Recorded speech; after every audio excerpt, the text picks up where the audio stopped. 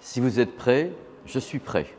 Bonjour, bienvenue sur mediayoutube.com. Attention, séquence émotion, sensation, pognon, suivez-moi.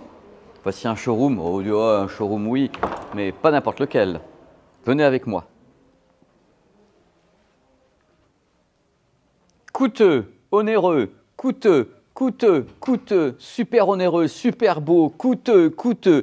Il n'y a pas un seul autre endroit au monde où je voulais faire ce grand déballage. C'est le seul endroit où je me sens vraiment à l'aise parce que tout coûte une blinde de rêve et de bonheur. Tout coûte une blinde, ouais, sauf ça. Voici, voilà la merveille, un casque FiiO à 149 €. On en parle parce que c'est un ovni. Vous avez vu l'ovni ?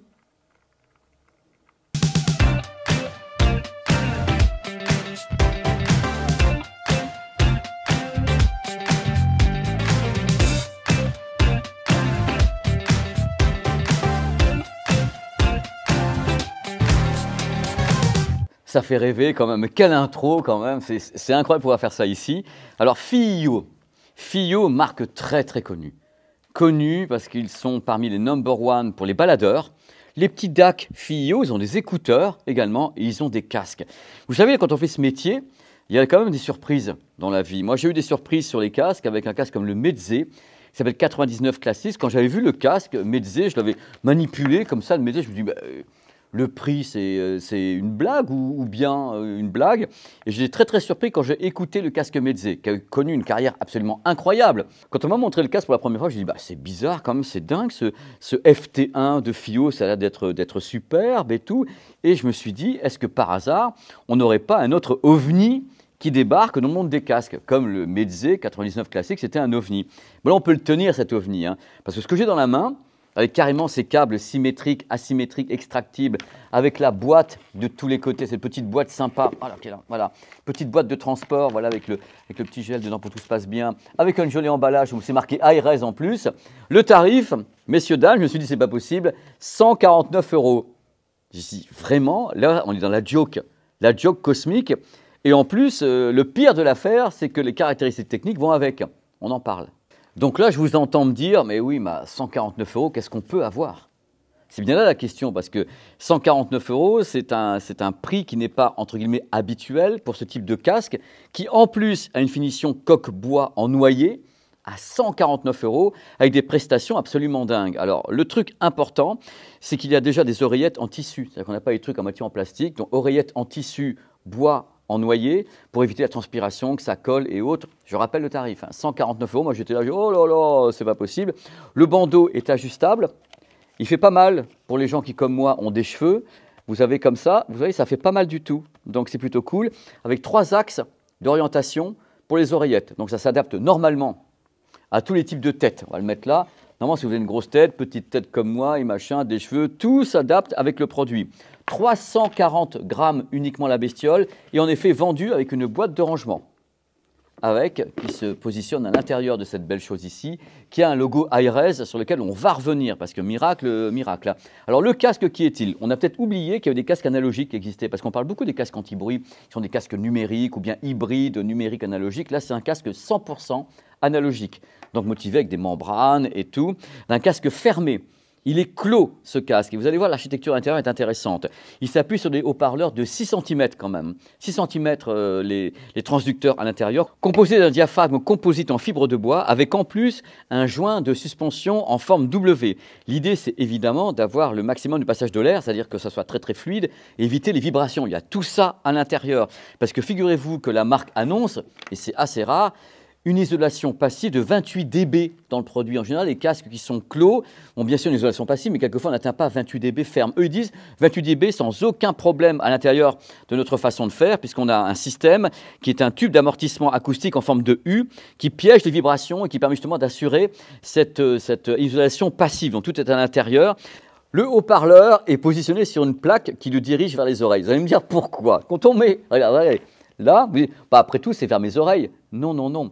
C'est-à-dire que si vous regardez bien vos oreilles, votre tympan, il n'est pas en face, il descend.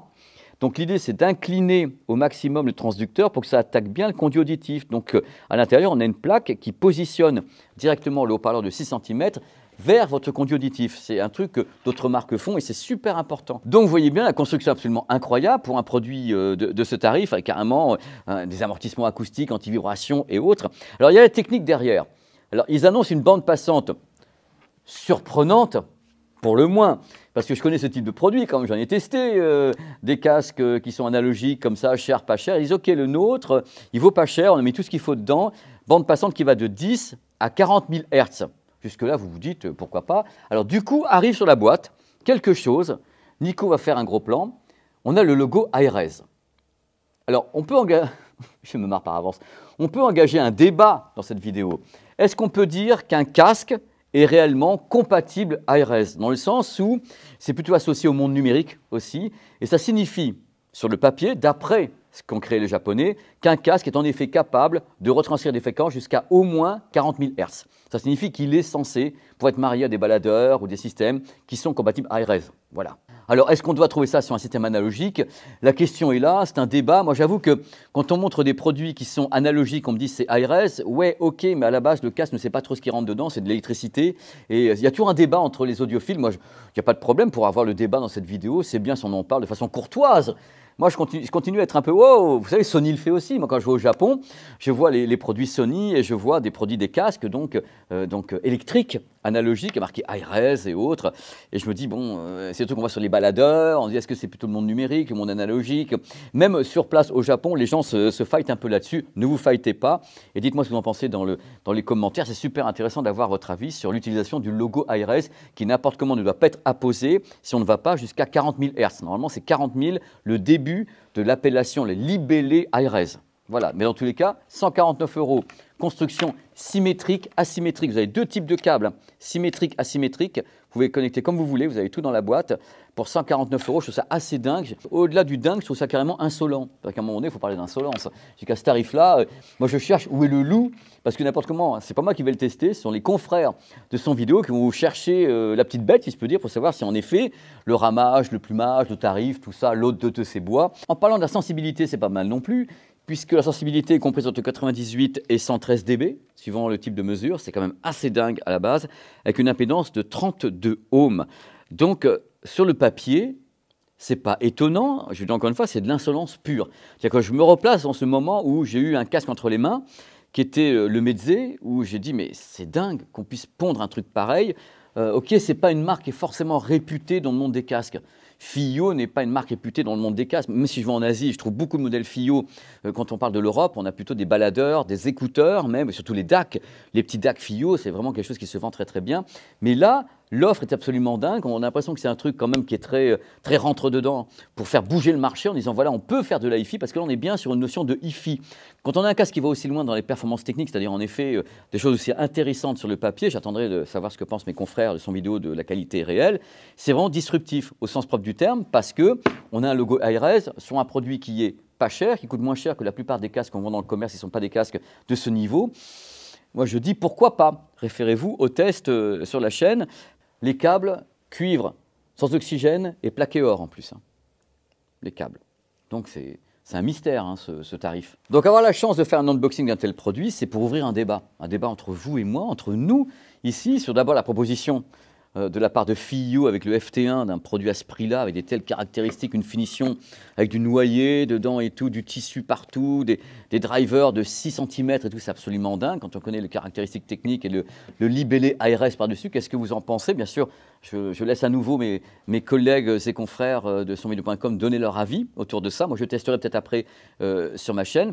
Et en même temps, comme ça, parler un peu de ce qu'on peut faire dans l'industrie actuellement avec ce type de produit ou de temps en temps. Ce qui est marrant avec l'industrie, c'est qu'on a toute l'année des tas de produits qui arrivent. On est là, on a des tas de produits qui se pointent, on en voit arriver par carton directement derrière des camions. Allez, faites tomber les produits. Et de temps en temps, il sort des stocks un produit qui est un ovni. Un truc qu'on n'a pas vu arriver. On ne sait pas comment il peut exister et on comprend encore moins le tarif. Ben là, vous en avez un. Et ce n'est pas tous les jours que je peux faire ça. Donc maintenant, advienne que pourra, moi je vais l'écouter de mon côté. Je vais vraiment faire ce grand déballage avec tout ce que j'avais à en dire, parce que ce n'est pas souvent qu'on peut faire ça. Moi, de prime abord, j'ai aucun a priori. Je vais donc m'amuser un peu avec et attendre les tests de mes collègues. Voilà, c'était donc le grand déballage de ce produit FIIO qui s'appelle le FT1, qui n'a pas fini de faire parler de lui, surtout à son tarif à la base. Un grand merci à l'équipe que vous voyez actuellement à l'écran, hein, parce que ce type de vidéo, c'est toujours avec plusieurs personnes, on passe des bons moments ensemble et tout. Il y a beaucoup de rush, on vous passera un jour les bêtisiers, vous allez voir, vous n'êtes pas déçus du voyage. Mais tout se passe très très bien, j'espère que vous kiffez, parce que nous, on kiffe être là. Et merci pour les audiences, parce qu'à nouveau, on a vu des audiences de folie sur plusieurs vidéos. On est très très fiers de pouvoir vous présenter comme ça ces grands déballages, parce que c'est du rêve. On ouvre des produits devant vous, on en parle, et puis après, bien sûr, ces produits vivent leur vie. Et à l'intérieur de son vidéo, et chez vous peut-être, qui sait, hein? Pas beau celui-là quand même? Allez, à bientôt.